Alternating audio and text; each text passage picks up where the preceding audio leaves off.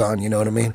That's a theory. I don't know. Maybe one crazy dude did it, but isn't it history great though? Like to have all this stuff and go through all the different theories and fucking. What's crazy with history is now we can see it. Before, people just told it. It wasn't until like the 20th century that really people saw it. Yeah. Before that, it was just people telling stories about stuff. Who knows what's real? Like from the 1700s. And they do their best to piece it together from multiple accounts, but it's really hard. Well, that's the Bible, isn't it? Oh, the Bible's even worse. The Bible's, I mean, it's a bunch of stories. But not just that, a bunch of stories translated. That's what I'm saying from a shitload of people. But for sure it got translated and all that shit with the Bible. But for sure, in my heart, I'm 100. I believe it 100% that there is some stuff in the Bible that's the real shit.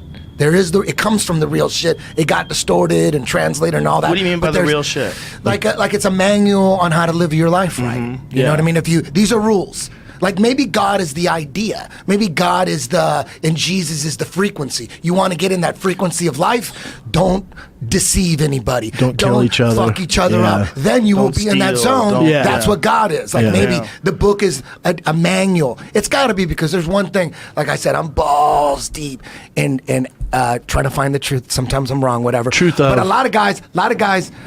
3 different guys that I looked up to and looked and asked for information because they were so into a certain area that I wasn't into. I'm like, tell me more. And they are like my mentors.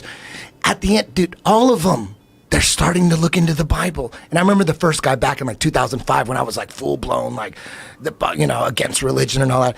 I would say, dude, what are you doing, dude? You showed me the way, and now you're looking into the Bible. It goes, I know it sounds crazy, but you gotta look into it too. This isn't just a book with crazy fairy tales. This is some real shit. Well, it is a historical account of the times of the people that lived back then, as best they could tell it, translated down over thousands of years. So there's some absolute truths in the Bible, and there's some great guides to live your life. But there's also some nonsense. For sure. Walking on water and all that stuff. Not just that. Maybe ignore the nonsense. God sicked 2 bears on these kids that were making fun of this dude for being bald. Those are Jack and Jill stories, for sure. For sure. If that's in there, you have to wonder how much of any of the original stories. Well, if you look at the mainstream history of like Catholicism, I grew up Catholic. You did too, right? Yeah. Catholic? Christian. Well, the mainstream story. Name a branch. Lutheran. Is that a branch? No. What's the normal one? Protestant. You're not nothing. Baptist. I'm nothing. Presbyterian. No. I'm a deist. You're agnostic, right? You're not sure. Deist. What does that mean? I believe there's a God, but I don't believe in like Jesus or. Okay. You think about there's a God, like what's the thought that comes through your head? Like what are you thinking when you say I think there's a God? I think there's a higher being. A thing? I don't know. I don't know. I think there's the energy in our body goes somewhere. There's something that makes us, like I can feel certain things like love or intuition, stuff like that. That has to be something, I think that goes somewhere. I don't think there's a heaven and hell. Jordan Peterson has some really good advice on that. He said, whether or not you believe in a God, he goes, live as if God is real. And there's real benefits in that. I believe that. I think it really, if you really do have that kind of gratitude and humility that you're being watched over by a loving God, I think there's a benefit to thinking like that. It's just about doing the right thing. Yep. It's all about how do we get the people to do the right thing. And I believe there's a God because a couple things.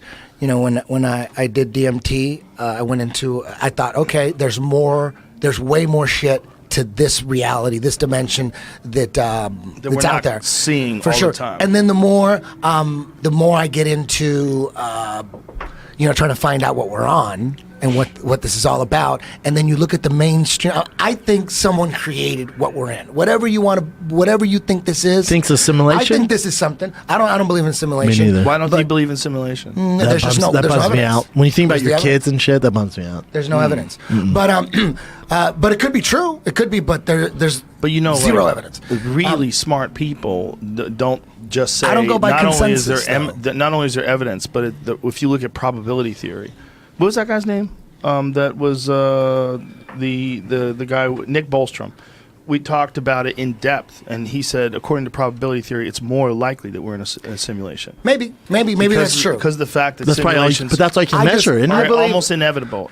Unless we get disrupted by nature, unless we get hit with an asteroid or start a nuclear war, it's inevitable that technology reaches a point where simulation's possible. Well, if you watch Rick and Morty, that's what it is. Well, if simulation is real, then the simulation goes on forever in the space that everyone thinks there is. It could be a wave of life. Computer program? It's not that simple. It's like it could be one of the facets of life. Like, we could be creating a simulation just through culture and society, and that simulation is literally how we enter into another dimension. We're looking at it like it's some nonsense thing. Yeah. Like it's a simulation. Oh, it's just a simulation. It could literally be how dimensions are created. They're created by creativity and ingenuity and innovation over long periods of time, with millions of people working in conjunction, different people figuring out processing power and coding and all these different things. And next thing you know, you've got these there's these virtual reality places. Like, we have an Oculus out there that you could put on, and you could do all these games. It's really fun. But there's some virtual reality places now that you go into a warehouse and you go through this whole thing. You know, there's a place that's in Disneyland, and there's another place down the street called Sandbox, and you play games. Oh, there's an arcade, there's a VR arcade at the Westfield Mall. On Riverside, that's called. There's one right here. Parallel Universe. But don't you think if we're in a simulation, and you believe we're in a simulation, if I was not right in the head, it'd be way easier for me to commit suicide if I just thinking this is a whole simulation. But I mean, it gets dark. There's a lot of variables. Yeah. There's a lot of variables about why shouldn't I just do whatever I want if it's just a simulation. If it's a simulation, it doesn't count. I don't think it's that simple. I think all the rules apply. I think what they're trying to say is, if human beings keep going, we definitely will create a simulation. It's just a matter of time. So if that's the case, how do we know that we're not in one already? And we really don't. Every day we go to sleep, and every day we wake up, and we assume and we have faith that all that stuff that we remember is really how life went on before we were awake. But we really don't know. Really, you don't. When you black out and then come back to, who the fuck knows what's transpiring? Who knows where your consciousness goes? Who knows where you are? You're gone. 8 hours seems like a second. All of a sudden you're foggy, a couple minutes to wake up, and boom. Where'd that time go? Where are you? Who are you? You're assuming that all of the stuff that you know and all the stuff that you experience is 100% real. But what if it is real? What do you mean? If the simulation is real? No, what if the simulation isn't real and we are on this earth and you are down for 8 hours? You know, like when it comes to simulation theory. No, yeah. Well, I think that's the odds of that are but the passing out is a bad example. But the good example is that we are within 100 years away from making something that's indiscernible from what we experience every day. And that's inevitable. It seems like just how people do it. And what I'm saying is that might literally be how your consciousness transforms into whatever next stage of existence there is.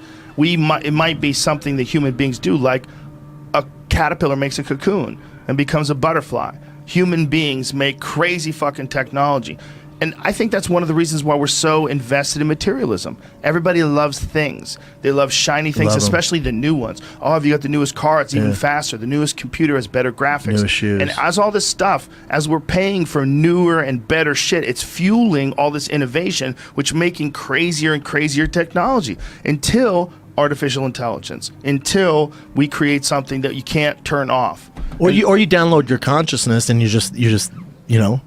You can download into another body or another. That might be what a simulation is. That might be what a simulation is. What a simulation might be is that when we open this up with sufficient power and technology and processing power, whatever you are might go into this thing. That's a bit of a bummer, though, right? I don't know. When you think about it, like, let's say when you're 100 and finally the technology there, you just download your consciousness into another body. You just keep going. It's like, man, this is it. This is it. We don't go on. That's depressing as fuck to me. It's kind of fat. I mean, what are we? That's the thing. It's like, what the fuck are we? When we're thinking and talking, when you're thinking of yourself, like when you're using the word I am going to do this. What does that mean? Like, where are you? You're this strange being that's got a finite lifespan. It's not really that long. Not at all. You know, I mean, Eddie and I are middle-aged motherfuckers if we're lucky. You're on the back. You're on the back nine. We're in the back nine. Yeah, I'm almost there. Yeah, and then you die. So what is going on while you're alive? It's all guesswork, man. We don't know what this is, and everyone is involved in the guesswork, from the highest levels of government down to fucking the poorest people in the world. Everyone's guessing.